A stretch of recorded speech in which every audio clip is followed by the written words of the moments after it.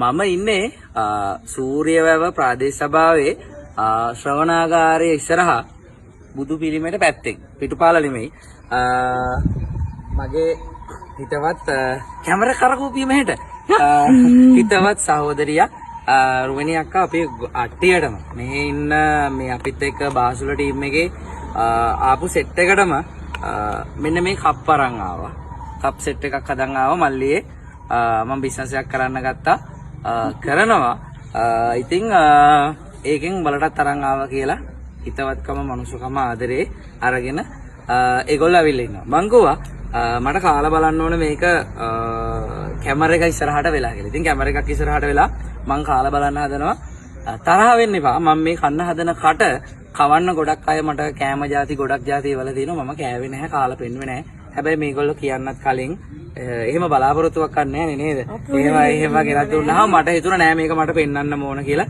මොකද පෑන හුරු දෙන්නේ අපිට පළතුරු කවනවා. පෑන හුරු දෙන්නේ පෑන් ලියපු දෙන්නේ කැම්ප් සයිට් එකක් කරනවා වෙනස් පැත්තකට හැරිලා බිස්නස් එකක් කරගෙන යනවා. පොඩක් ඉන්නේ ෆෝන් එකක් වදිනවා. එතකොට රහට ලියපු අය රහට උයන්න අරන් රහට ලියපු අය රහට කවන්නත් අරන්. ඉතින් ඒකින්ද රහ කොහොම වෙයිද දන්නේ නැහැ. සුවඳ එනවා. නැවුම් පළතුරු සුවඳක් එනවා. ඉතින් මම කාලා බලන්නම් මාත් එක පළතුරු කටක් කමු ඉස්සෙල්ලා. දැන් එන්න ළඟට. ආවේ නෑ රහ. යවම මිදිගෙඩියකුත් දානවා කියන්නේ. එල්ලම් වැඩන්නේ මේ.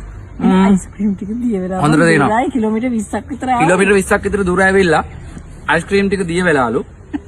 දිය වෙච්ච අයිස්ක්‍රීම් දැම්මත් දන්නේ නැහැ. අපිත් එක තියෙන තරහට ඒව ඉතින් හැරන අතර කියනවා මම දන්නේ පැණිත් දාලාද කියලා මේකට. පැණිත් දාලා තියෙනවා. ඒකනේ පැණිට හත් වෙනවා. ඒකත් හොඳ පැණි හම්බෙලා තියෙනවා. මේ පැණි දාලා කජු දාලා තමනොත් තියෙන්නේ. රෙටිස් ගොඩක් තියෙනවා. පළතුරු ಜಾති පහක් හො. නැහැ අල්ලන්න මේ සුදු වුණාට. හරි. ඔන්න කියන්නේ. පළතුරු ಜಾති පහක් හැක්. මට නෙමෙයි කැමරා එකට ගිය. 10ක් විතර දෙන වියලි මිදි කනස් කජු දාලා ඊළඟට මිදි ගෙඩියක් තියලා තියෙනවා. ඊට පස්සේ ගස් ලැබු පැපොල් අඹ අන්නාසි මිදි ගෙඩියක් හැන්දකින් කනවමයි මම. දෙලුම් ඇට මේ පැත්තට යන දෙලුම් මේ තියෙන ඒවා දානවා. සාමාන්‍යයෙන් ඇත්තටම ඒකේ හොඳක් තියෙන්නේ පළතුරු අඩුම 8ක්වත් තියෙනවා මේක ඇතුලේ. එක සැරේට කැවෙන්නේ නැහනේ. කට් ලක් මං කට් කිව්වම කැමරා කරන ළමයා කට් කරලා දැම්මා. ඇත්තටම අපේ වීඩියෝ වල එඩිට් නැහැ. ඔන්න මේ දාගෙන යනවා. බයිලයින් එකක් අඳුනලා දෙන්න ඕන.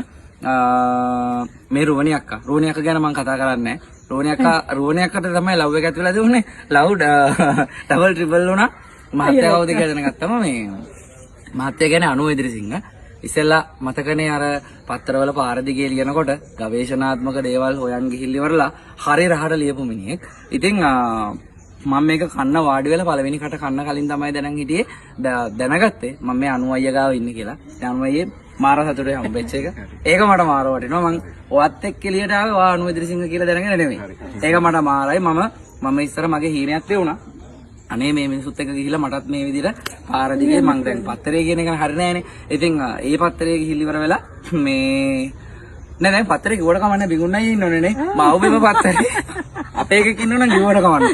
මව්බිම පත්තරේ මේ පාර දිගේ අතිරේ කියලා කාලේ ආයේ අනු ඉදිරිසිංහ කියන්නේ වෙනමම පරිච්ඡේදයක්. ඉතින් ඒ මනුස්සයත් එක්කත් වාඩිලා එයාලගේ බිස්නස් එක ගැන තමයි මම මේ කතා කරන්නේ. කියන්නනේ මම ගිරෙක් වගේ කියෙව්වා.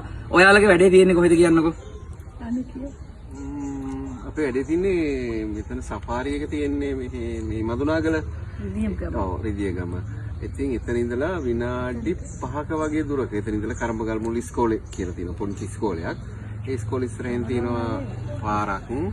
ඒ පාරේ මීටර් 200ක් විතර තැනක තමයි අපේ කැම්ප් සයිට් එක තියෙන්නේ. රයිට්. ඔයාගේ කැම්ප් සයිට් එකට ආවොත් මැවෙන්න කියන්න බලන්න මොනවද කරන්න පුළුවන් කියලා. මොකටද එන්න ඕනේ? ලංකාවේ තියෙන ලස්සනම තැන තමයි එතන. ඔව් ඇත්තනේ.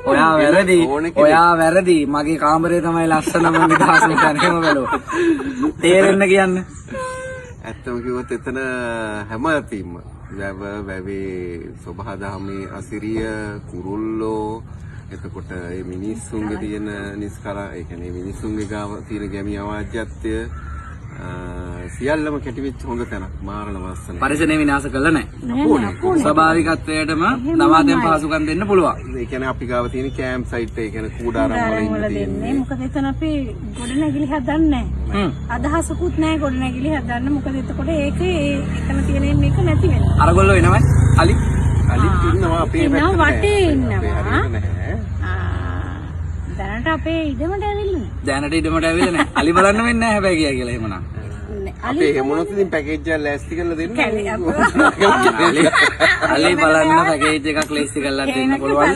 කෑම බීම කොහොමද කෑම දෙනවා සුපිරියටම. ඒ කියන්නේ වාඩියක ආකාරයට ඒ කියන්නේ ගම් ඒ වගේ කෑම අපි ගාව තියෙන වැව් මාළු, පොල් සම්බෝල, මුරුංගා හොදි එතකොට මේ ඒ වගේ ආනම කවුපි ආනම ඇත්තම කිව්වොත් එහෙම මේ ලෝ දෙයක් මේ ලෝ ලුණු ටිකක්වත් දාගන්න පුළුවන් දෙන්නේ නේ අපි දෙන්නම් බත් වල. හැබැයි මෙහි තියෙන ඇට මම මේ සූර්යාව ඉන්නේ මෙහා පැත්තේ මගේ චූටි අක්කා කියලා ඉන්නවා ඥාතියෙක්. චූටි අක්කාර ඇට කියලා ඔය කවුපි ආනාවේ ඇටනේ. ඇට මැල්ලුමක් ඇට ඒකක් හදලා ගත්තම මස් මාළු ඔක්කොම පැත්තකට දාලා ඒකත් එක්ක කන්න පුළුවන්. මේ රත්තරන් මහ පොළවේ හැදිච්ච මහා පුදුමාකාර જાතියක් තමයි ඒක හොයාගත්ත මිනිස්සුන්ට පින් දෙන්න ඕන පුදුම තරම් රස කෑමක්. මම එනවා වෙලාවක තව ඉන්නවා. තව නඩේ කීප දෙනෙක් ඉන්නවා. ඒ අය පරණ කට්ටියක් එකතු කරගෙන එන්න ඉන්නේ. අපි එනවා. හරි. ඔයාලව සම්බන්ධ කරගන්නව නම් කියන නම්බර එක 077යි 15යි 99යි 431. ආයි කියමු. 077යි මේවා ලියනේව වගේ නෙමෙයි මේවා කියන්න ඕන ඔළුවට එන්න හයියෙන් කෑ ගහලා. 077යි 15යි 99යි 431. අන්න හරි. 431ට 90යිර කතා කරලා එයාලගේ මොකද පුතේ? හරි. එතකොට පේජ් එක රිදියගම වාඩිය. රිදියගම වාඩිය කරන්නේ රෝණි අක්කයි 90යි Facebook එකකින් බලන්න. එහෙනම් ළඟදිම ආයි ෆොටෝ ටිකක් දාන්න. ඕක මම එතකොට මම මේක වීඩියෝ එක කොවිලා කරේ අප්ලෝඩ් කරාම ලින්ක් එකක් දාලා දාන්න. එතකොට රෝණි අක්කා බතික් වැඩකුත් කරනවා. ඒ බතික් වැඩේ මම ඉක්මනට පටන් ගන්න කියලා කියනවා. මට රෝණි අක්කව ටච් උනේ එකෙන්. එයා ඒක හරි වෙනස් වැඩක් කරනවා. ඒකේ ෆොටෝ ටිකකුත් එක්ක දාලා කරන්න. එතකොට වෙනස් විශේෂ දක්ෂතා තියෙන මිනිස්සු දෙන්නෙක් එක තැනකට එකතු වෙලා රිදියගම වාඩිය පටන්ගෙන තියෙනවා. රිදියගම වාඩියෙන් අපිට වෙනස්ම විදියකට මේ මොනවද රිදියගම වාඩියකට අදාළත් නැති වගේ කෑමක්. එතකොට පළතුරු මේ මේක කියලා තියෙනවා. ගේන්න දෙයක් තිබුණේ නැහැ. හැබැයි මේකත් බිස්නස් එකක්. ඒක යාලා කරනවා. ඕකේ තව දෙයක් තියෙනවා. ඒ තමයි එහෙ ගමේ අසීමිතව දේවල් නාස්ති වෙලා යනවා. පළතුරු ಜಾති නාස්ති වෙලා යනවා. කෙසෙල්, ගස් ලැබු, පැපොල්, එතකොට කොමඩු නිකන් අපරාධ යනවා. අපි ඒවා කියන්නේ නාස්ති වෙන එක නෙමෙයි. ඒ කියන්නේ ඒගොල්ලන්ට හොඳ මිලක් අරගෙන අපි බොහොම පුංචියට කරන බිස්නස් එකක්. නමුත් ඒකෙත් පොඩි දෙයක් අපි ඉස්සරහට හිතාගෙන ඉන්නවා. ඒ කියන්නේ ඩිහයිඩ්‍රේට් වැඩකටත් යන්න අපි හිතන් ඉන්නවා. ඒ වැඩේ මරු. මේක මුට්ටියකට දාන්න නැතුව මේ විදිහට කරන්න කියලා මම අහිංසක ඉල්ලීමක් කරනවා. හරි. එහෙනම් 90යිගේ රෝණි අක්කගේ වැඩේට සුබ පතන්න. ඔයාලා ඇවිදින්න ආස වෙනස් අත්දැකීම් ගන්න ආස කට්ටිය කන්ටැක්ට් කරගන්න රිදියගම වාඩිය නේද? මමත් තාම ගිහින් නැහැ. මම ෆොටෝ දැකලා තිනවා. රිදියගම වාඩියට අපි ගිහිල්ලත් වීඩියෝ එකක් දාන්න බලාපොරොත්තු වෙමින් ඉන්නවා. එහෙනම් ඩබලටම සුවදායි සනීපදායි නිවිච්ච අනාගතයකට සුබ පැතුම්. ජයෙන් ජය වේවා. ඇත්තටම මල්ලි අපි මෙහි ආවේ ඒකටම.